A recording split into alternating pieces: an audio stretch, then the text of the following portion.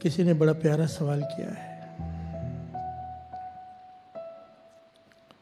सवाल है कि आप कहते हो कि बैठकर दोपहर को 3 बजे सारे काम छोड़कर श्री सुखमनी साहब जी का पाठ सुन लिया करो, कर लिया करो। पर इसने सवाल किया है, बड़ा प्यारा सवाल। हो सकता है कई लोगों के मन में ये शंका हो कि हमें पंजाबी नहीं आती, हम पंजाबी नहीं हैं, हमें गुरुमुखी भी नहीं आती, हमें सुखमनी साहब जी का पाठ समझ में भी नहीं आता, पर क्योंकि आप कहते हैं हम बैठकर सुनते हैं, क्या हमें फल मिलेगा पाठ सुनने का? प्यार से बोलिए धन गुरु नानक, धन गुरु नानक। फिर से सुनिए सवाल कि हम पंजाबी नहीं हैं, हमें गुरुमुखी भी नहीं आती, हमें श्री सुखमनी साहब जी की वाणी सुनते हैं पर समझ में भी नहीं आती, पर क्योंकि आप कहते हैं हम बैठकर सारे परिवार समेत सुनते हैं, पर सबके मन में हमारे डाउट है कि हमें फल मिलेगा, क्योंकि समझ में तो आ नहीं रहा पर बैठकर सुन रहे हैं। प्यार से बोलिए धन गुरु नानक, धन गुरु नानक।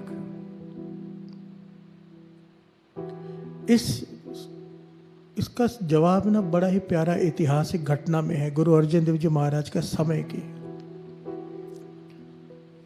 5वें गुरु नानक गुरु अर्जन देव जी महाराज के समय की घटना।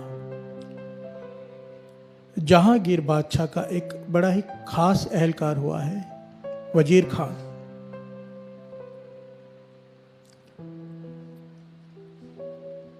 ऐतिहासिक घटना है साध संगत जी। वजीर खान को जलोदर का रोग हो गया।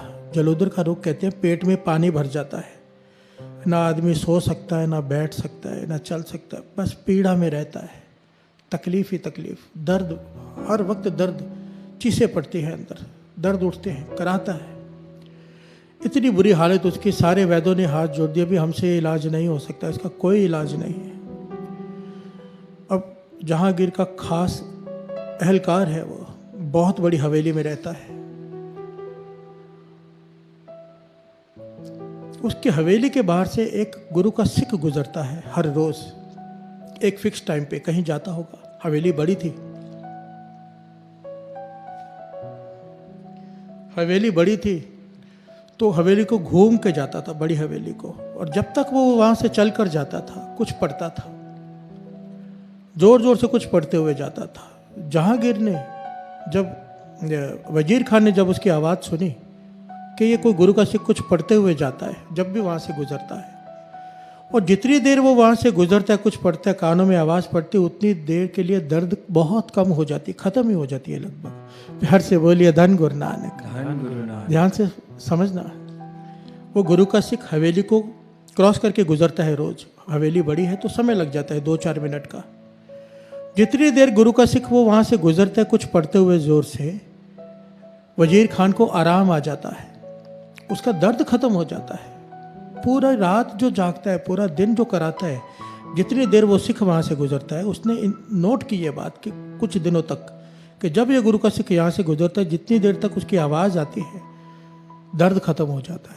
प्यार से बोलिए धन गुरु नानक, धन गुरु नानक। तो वजीर खान ने उसे अपने पास बुलाया और कहा, हे गुरु के सिख, ये तू क्या पढ़ता है? जब जब तू यहाँ से पढ़ते हुए गुजरता है, मैं बहुत रोगी हूँ, कोई इलाज नहीं जो मेरा रोग है जलोदर का। आज उस रोग को क्या कहते हैं मुझे पता नहीं, उसका नाम क्या है साइंस में, पर आज भी ये रोग है जिसमें पेट में पानी भर जाता है, सुना है मैंने। तो इतनी तकलीफ है, पर जब तू गुजरता है कुछ पढ़ते हुए यहाँ से, वो तू क्या पढ़ता है? क्योंकि जब तक वो जो तू पढ़ता है कानों में आवाज़ पड़ती है, दर्द ठीक हो जाता है। तो गुरु के सुख ने कहने लगा, ये तो मेरे 5वें गुरु नानक गुरु अर्जन देव जी द्वारा रचना की गई बानी श्री सुखमनी साहब जी है। प्यार से बोलिए धन गुरु नानक, धन गुरु नानक। मेरे गुरु अर्जन देव जी महाराज ने इस बाणी की रचना की है और ये कहा है कि ये देह अरोगता के लिए है। इसमें कई बार है इस बाणी में, तो हम सिखों ने इस बाणी को याद कर लिया है कि जब समय मिले बाणी को पढ़ते हुए बड़ा ही रस आता है, बड़ा ही मन जुड़ता है, तो ये बाणी हम पढ़ते रहते हैं। तो वजीर खान ने हाथ जोड़ दिया उस गुरु सिख के आगे, कहने लगा, मुझ पे तरस कर। इतना बड़ा एहलकार एक सिख के आगे हाथ जोड़ रहा है, सिख गरीब है, ये वजीर खान है, एहलकार है, हाथ जोड़कर कह रहा है कि 40 दिनों तक मेरी बेनती है कि मुझे यहाँ पर बैठकर ये पूरे श्री सुखमनी साहब जी का पाठ सुना, ताकि मेरा रोग ठीक हो जाए। प्यार से बोलिए धन गुरु नानक, धन गुरु नानक, धन गुरु नानक। धन गुरु नानक। जब इसने इतनी विनम्रता से बेनती की और देखा कि इतने दर्द में है ये, गुरु के सिख को तरस आ गया। इस सिख का नाम आया है भाई भागू, इतिहास में इसका नाम भाई भागू आया है। भाई भागू कहने लगे, ठीक है वजीर खान, मैं रोज आकर इस समय पे तुझे श्री सुखमनी साहब जी का पाठ सुना दिया करूंगा। साथ संगत जी 40 दिनों तक वजीर खान बैठकर 2 आसन लग जाते थे। एक आसन जमीन पर धरती पर बैठकर वजीर खान बैठता था, एक आसन पर गुरु का सिख पाठ सुनता रहा 40 दिनों तक उसका रोग लगभग पूरा ठीक हो गया। थोड़ी सी कसर रह गई। इतिहास में लिखा है कि थोड़ी सी कसर रह गई, इतना आराम आ गया।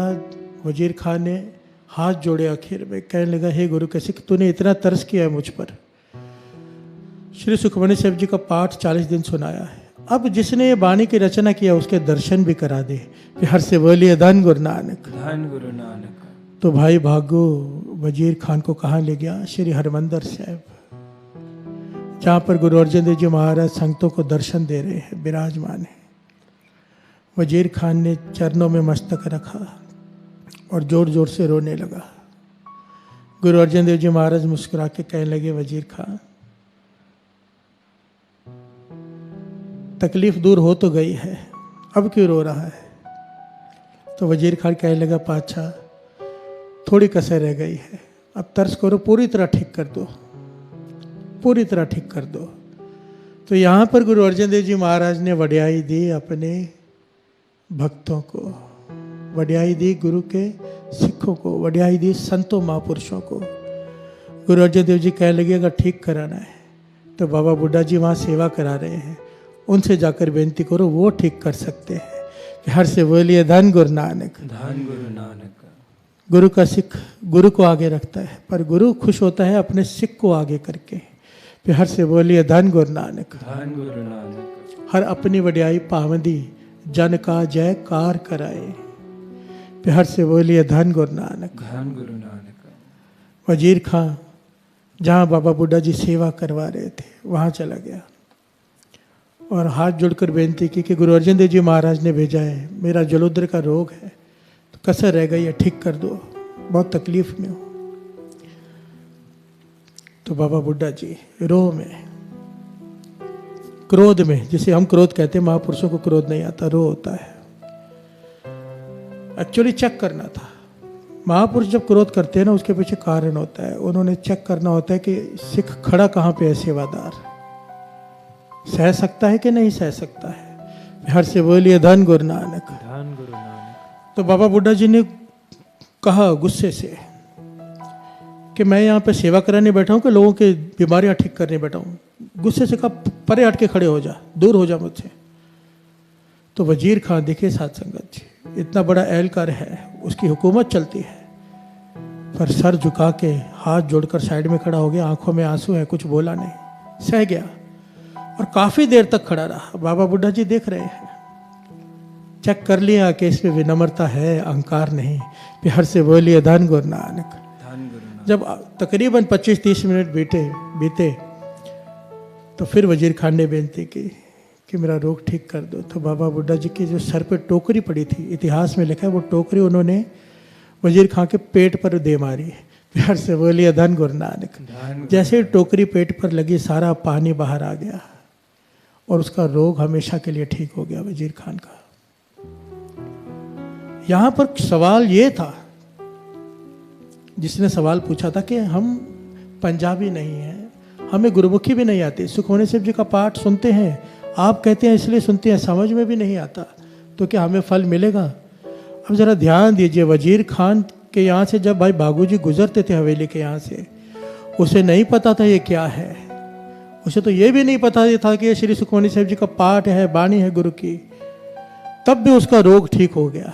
हर से बोलिए धन गुरु नानक, धन गुरु नानक। वाणी की ताकत को समझिए। अगर वाणी को समझकर विचार कर पढ़ेंगे, उसकी तो बात कहीं नहीं, उसकी तो तुलना ही नहीं हो सकती। पर जिसे वाणी की समझ नहीं है, ज्ञान नहीं है, बाबा नंद सिंह जी ये पंक्तियां पढ़ाया करते थे, दुख रोग संताप उतरे सुनी सच्ची वाणी। केवल सुनने से, यहां पे यह नहीं लिखा जिसने समझी, सिर्फ सुनी, दुख उसके दुख दूर, रोग दूर, संताप कलेश सब दूर, सुनी सच्ची वाणी। केवल सुनने से, जो केवल वाणी को सुनते भी हैं, समझ नहीं आ रही अब तक, उनके भी ये दुख दर्द और रोग दूर हो जाते हैं। हर से बोलिए धन गुरु नानक। धन गुरु नानक। वाणी कह रही है, दुख रोग संताप उतरे सुनी सच्ची वाणी। दुख रोग संताप उतरे सुनी सच्ची वाणी। बाबा नंद सिंह जी से भी किसी ने यह सवाल किया था कि नाम जपने में मन नहीं लगता। बाबा नंद सिंह जी ने उदाहरण दिया, आग में हाथ जानबूझ के डालो या अनजाने में, आग ने हाथ को जला देना है। वाणी मन जोड़ के पढ़ो या बिना मन जोड़ के पढ़ोगे तो बहुत बेअंत लाभ है, कोई तुलना नहीं। पर बिना मन जुड़े भी अगर पढ़ते हो तो भी आग ने हाथ तो जला ही देना है, वाणी ने पाप तो जला ही देने हैं। फिर हर से बोलिए धन गुरु नानक। और सुनते सुनते समझ आनी शुरू हो जाती है। और सारी श्री गुरु ग्रंथ साहिब जी की वाणी में सुखमणि साहिब जी की वाणी एक ऐसी वाणी है जो समझना बड़ा आसान है। अगर आप सहज में पढ़ेंगे ना, अपने आप समझ आनी शुरू हो जाती है। सिंपल है, सिमरो सिमर सिमर सुख पाओ, कल कलेश तन माहे मिटाओ। इसमें क्या समझाना है? हर से बोलिए धन गुरु नानक। धन गुरु नानक। और आस्ते आस्ते समझ आनी शुरू हो जाती है। फिर तो रस आना शुरू हो जाएगा, ज्ञान आना शुरू हो जाएगा। पर फिर भी इसकी महिमा कहीं नहीं जा सकती जो बैठकर सुनते हैं।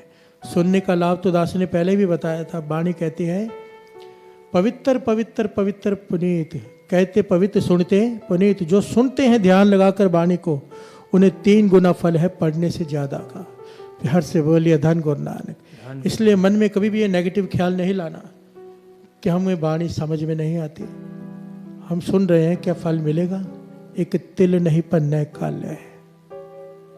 एक पंक्ति भी सुनी हुई व्यर्थ नहीं जा सकती। एक पंक्ति किनका एक जिसे जी बसावे, ताकि महिमा गनी ना आवे।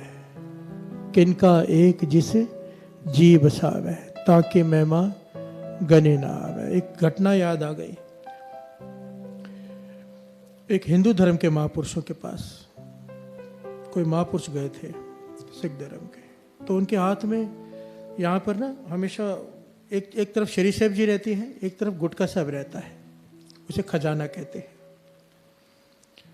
तो उन्होंने कहा ये क्या है? कहने लगे ये गुटका साहब है, श्री सुखमणि साहब जी के बाणी और नित्यनेम साहब का गुटका। तो कहने लगे दर्शन करा दो।